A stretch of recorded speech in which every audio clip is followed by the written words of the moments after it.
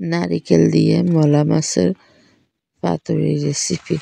আসসালামু আলাইকুম। এই জায়গায় লইলাম কিছু মলা মাছ, ছোট মলা মাছ, এরপরে রসুন কুচি, পেঁয়াজ কুচি, টমেটো কুচি, কাঁচামরিচ ফালি এগুলা লই কিছু রসুন বাটা দিলাম, আদা বাটা দিলাম, এরপরে দিয়ে আপনার পরিমাণ মতো লবণ, আর 1 চামচের মতো হলুদের গুঁড়া, এরপরে মরিচের গুঁড়া যে যেরকম ঝাল খান ওরকম দিবেন। আমরা কম ঝাল খাই, এলাই কম করে দিয়ে এগুলো ভালো করে হাত দিয়ে মাখি চটকে চটকে মাখিয়ে নিতে হইব।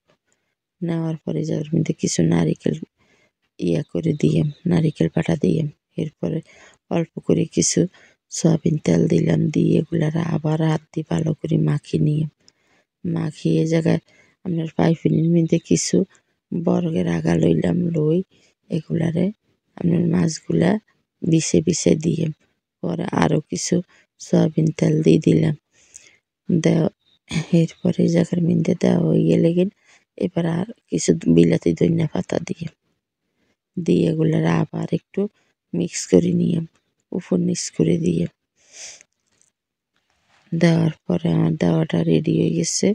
এবার বর্গারে বালা করে আপনার এই পিঠ করে মুখটা বন্ধ করে দিতে হইব। বন্ধ করি এটারে উত করে দেওয়ার পরে আপনার উপর দিয়ে আরও 2-3টা বরফ দিই আমি এটারে সমান করি। এবার লাড়কির চুলায় বসাই দিয়ে এটা একবার হইলো এইভাবে রান্না পাতুরিটা করে খাইছেন, এত সুন্দর ঘ্রাণ। এরপর যেরকম সুন্দর ঘ্রাণ এরকম খাইতে খুবই মজা হয়। একবার যদি না খান এটার স্বাদ বুঝবেন না, এত মজা হয়। এরপরে এই পিঠ করে করি এভাবে আপনার খুসনি দিয়ে করি এটারে উল্টাইতে হারবেন, কোনো সমস্যা নেই, এগুলো একটা সইব না বরকাতেন। এরপরে ভালো করে হোড়া করি আর নিতে হইব পাতুরিটা। এই যে এটা আমার রেডি হয়ে গেছে। এবার উঠে হালাই এই যে একটা হ্যানের উড়াইলাম, উড়াই এগুলারে আপনার এই বরফগুলা হোড়া বরফগুলারে আগে সরা হালাইতে হইব, সরাই পরে মাঝখানের তন ওই বরফটা বাইর করতে হইব। এই যে বরফটা বার করে দিলাম, এই যে দেখছেন হোড়া হয়েছে,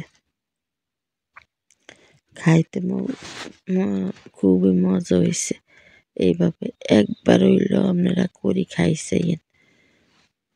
যদি আমার এই পাতুরি রেসিপিটা আমার কাছে ভালো লাগে তাইলে একটা লাইক, কমেন্ট, শেয়ার, সাবস্ক্রাইব করে দিয়েন। আসসালামু আলাইকুম।